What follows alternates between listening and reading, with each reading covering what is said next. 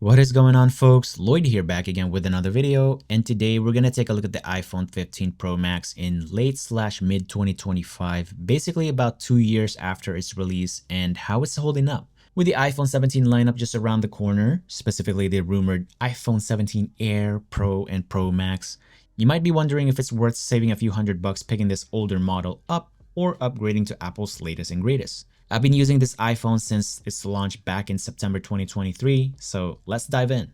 Alright, let's start first with the design. So the iPhone 15 Pro Max with its titanium frame, it still feels very premium to this day. Apple did a fantastic job making this lighter compared to the stainless steel Pro models before it, and the design is actually carried over for the 16 Pro models. Though at the time of making this video, it's pending confirmation to see if it will be carried over for the latest iPhone 17 Pro models, as rumors and speculations are pointing to a possible downgrade to aluminum finish. It's got a USB-C instead of Lightning connector now, which was a big deal when it launched, prompting a lot of Apple fans like myself to upgrade. But I do want to mention that my own unit has an issue.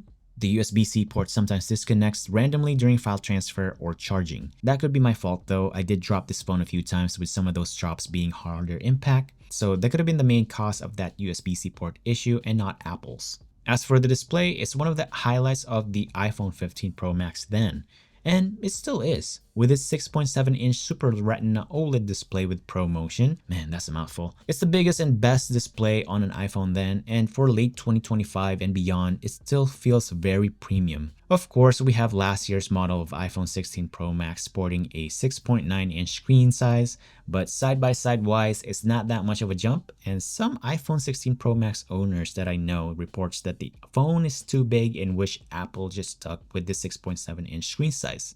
Moving on to the camera, the exclusive 5x telephoto zoom was one of the many reasons to upgrade to the iPhone 15 Pro Max then when it launched, and 2 years later, it's still one of the best features of this phone. Apple's always improving cameras year over year though, but if you're weighing in between the iPhone 15 Pro models versus the upcoming iPhone 17 Pro models, just know the real world difference might not be massive unless you're a hardcore photographer or videographer. For everyday shots, travel, or casual vlogs/social media posts, or maybe even some content creation on the sides like I do on YouTube, where I shoot most of my B-rolls, and a full-on Japan travel vlog from late 2023, link down in the description by the way. The iPhone 15 Pro Max still feels like a pro camera in your pocket, and it'll probably feel that way for years to come. Now, under the hood, the A17 Pro chip has aged really well. Gaming, video editing, multitasking, no issues at all with this iPhone 15 Pro Max. What really keeps this phone alive and pretty engaging in 2025 is Apple Intelligence. This rolled out last year with iOS 18, and it's still being supported and improved, handling a lot of mediocre AI features like rewriting text, generating summaries, photo edits, you name it. And with iOS 26 on the horizon, the iPhone 15 Pro Max is confirmed to keep getting updates for a few more years, especially with these AI features. The iPhone 17 will obviously get the newest chip and the deepest AI integration, but for most people, the iPhone 15 Pro Max will still give you about maybe 75 to 90% of that experience for less money. Now let's talk about battery life.